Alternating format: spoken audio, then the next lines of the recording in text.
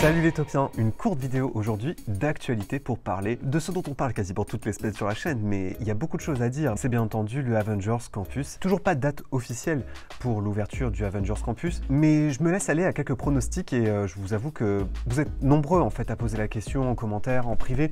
À quelle date je pense que le campus va ouvrir? Il faut attendre des dates officielles d'ouverture. Il y aura aussi bien entendu des previews, donc des avant-premières pour les cast members, mais des avant-premières aussi pour les passeports annuels, pour les membres Inside Ears. Je pense que vu l'avancée des travaux et vu ce qui avait été fait à l'époque de l'ouverture de Ratatouille, je miserais sur une ouverture début juillet, fin juin, courant juillet. J'ai l'impression que c'est cette date-là qui vont certainement très vite annoncer et on va vite en savoir plus à mon avis dans les jours qui viennent. Encore une fois, ce n'est qu'un pronostic et on verra si ça se réalisera. Je croise les doigts.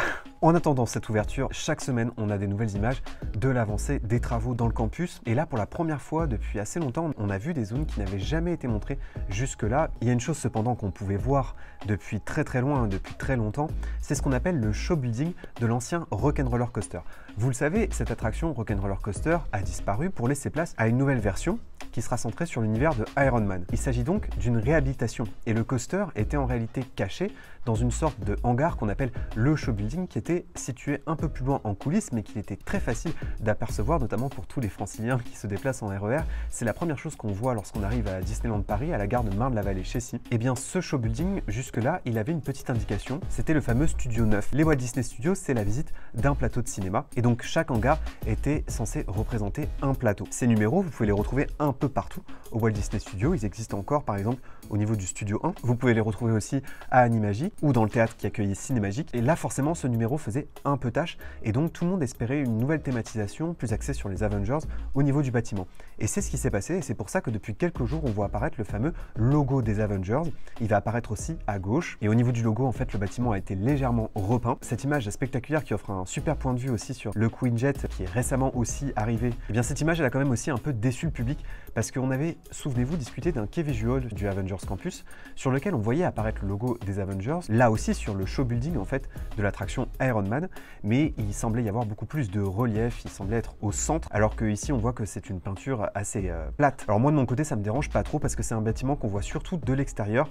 En réalité cette photo, aussi belle soit-elle, vous pourrez pas la reproduire une fois que vous serez dans le Avengers Campus. Le bâtiment, le show building n'est pas vraiment visible à ce niveau-là du land. Il faut plutôt reculer pour apercevoir le show building de l'attraction Iron Man et en réalité c'est un show building qui est plutôt visible depuis les autres lands. Et puis vous le savez, sur la droite c'est aussi le décor de l'ancien spectacle Moteur Action. Pour l'instant le décor ne semble pas être détruit mais une bâche est en fait installée sur le décor pour qu'il soit camouflé et que là pour le coup on ne puisse pas l'apercevoir depuis l'ancien Black Cloud qui sera donc le nouveau Avengers Campus. Voilà pour ce qu'il en est de l'arrivée de ce logo Avengers sur le show building de l'attraction Iron Man. La première autre image qu'on a vue est aussi une image inédite du land car c'est une zone qui jusque-là n'avait jamais été montrée, en tout cas pas de cet angle-là. C'est une zone qui n'est pas du tout visible depuis l'extérieur.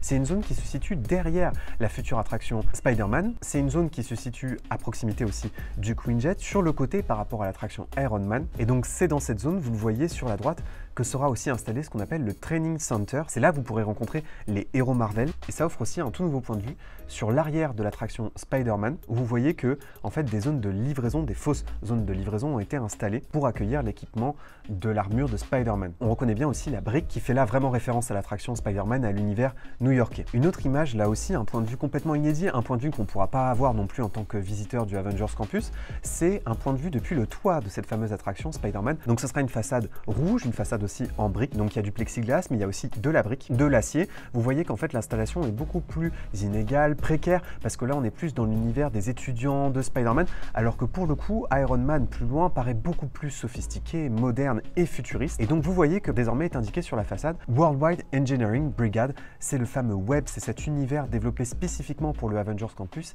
et pour les parcs Disney. Web c'est une brigade d'étudiants qui sont chargés de perfectionner l'équipement de Spider-Man, mais c'est justement cet équipement, les fameux Spider-Robots, qui vont semer la zizanie dans le campus et qui vont vraiment poser beaucoup de problèmes et c'est ça que les visiteurs devront résoudre. Ce qu'on remarque aussi c'est que la thématisation de l'ancien Blockbuster Café là aussi avance puisque le restaurant semble avoir légèrement avancé sur l'allée. En fait l'espace de restauration a été clairement agrandi, des sortes de terrasses qui seront entièrement vitrées qui ont été installées à cet endroit-là. Pour le coup l'autre restaurant, Pime Test Kitchen, semble lui pas encore totalement finalisé en termes de thématisation à cet endroit-là puisque là on a encore la façade de la thématisation précédente. Et là au niveau du toit où se trouve la présidence résidente de Disneyland Paris, et bien c'est là qu'aura lieu en principe chaque jour des happenings avec les personnages Marvel, et on croise tous les doigts aussi pour l'arrivée du fameux Stuntronics. Là vous avez aussi un autre point de vue de la façade de l'attraction Spider-Man où vous retrouvez le logo web, seulement en partie parce qu'en fait il a été installé sur deux façades perpendiculaires, et donc là aussi vous voyez le plexiglas se mélange à la brique, et puis c'est à ce niveau là qu'auront lieu aussi des happenings avec les personnages Marvel,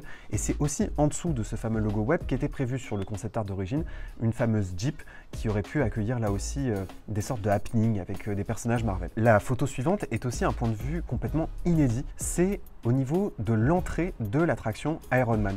Avant d'aller sous une file d'attente qui sera plutôt bétonnée en extérieur, il faut d'abord passer par cette sorte de préau en acier. Et ce qu'on remarque, c'est qu'en fait le Queen Jet, bien qu'en hauteur, est quand même assez omniprésent dans le land. Il est suffisamment bas finalement pour qu'il soit visible en permanence. Quand vous serez à ce niveau-là du préau pour commencer à faire la queue dans l'attraction Iron Man, vous pourrez observer en fait le Queen Jet de beaucoup plus près.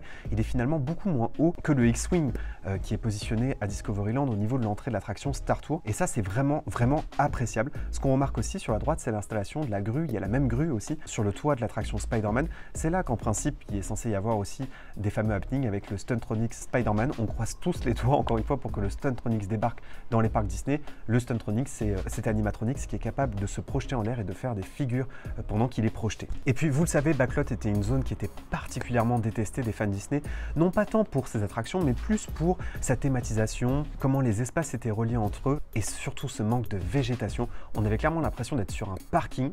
C'était une des zones aussi les plus chaudes de Disneyland Paris. C'est vrai qu'en période d'été, c'était quasiment insoutenable que de se déplacer à ces endroits-là, où il y avait très peu d'ombre. Ils ont essayé de rectifier le tir. Et donc, ce que les fans aussi attendent de cette nouvelle zone thématique, c'est beaucoup de végétation. Et c'est ce qu'ont promis les Imagineers, qui ont promis de végétaliser au maximum ces zones, faisant de l'aménagement paysager une priorité complètement essentielle. Et donc, le but, c'était de faire en sorte que toute nouvelle construction soit sans cesse compensée par un nouvel espace thématique végétal qui n'existait pas jusque-là. Donc, en fait, il y aura deux zones de verdure dans le Avengers Campus. Il y en aura une qui sera à l'entrée du campus, et il y en aura une deuxième qu'on connaît déjà, qui est plutôt située devant l'entrée de l'attraction Iron Man, qui est une sorte de petite butte sur laquelle a été installée de la végétation. Et donc, par exemple, ils ont installé des rhododendrons qui vont faire des fleurs blanches, mais aussi des fleurs bleues. Et ça, ce sera une sorte de easter egg pour rappeler le costume en fait de Spider-Man qui contient ces couleurs. Au total, ils ont installé une quarantaine d'espèces végétales pour vraiment combler le déficit de Backlot en végétaux. Et ça, vraiment, c'est une bonne chose. Et enfin, pour conclure cette vidéo,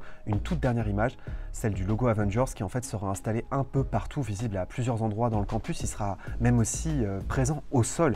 Il y aura un énorme logo Avengers qui sera présent au sol devant le Queen Jet et l'attraction Iron Man, et ce sera vraiment là le cœur du land. Et puis bien sûr, le logo apparaît à plusieurs reprises à l'entrée du land, sur le bâtiment Spider-Man. Bref, ça, ce sont vraiment les touches finales qui me font dire que effectivement on pourrait miser sur une ouverture courant juillet ou peut-être fin juin à Disneyland Paris. Voilà, merci d'avoir regardé cette vidéo les Taupiens, j'espère que ça vous a plu. On reparle de tout ça très vite. N'oubliez pas que vos rêves sont éternels. Bye!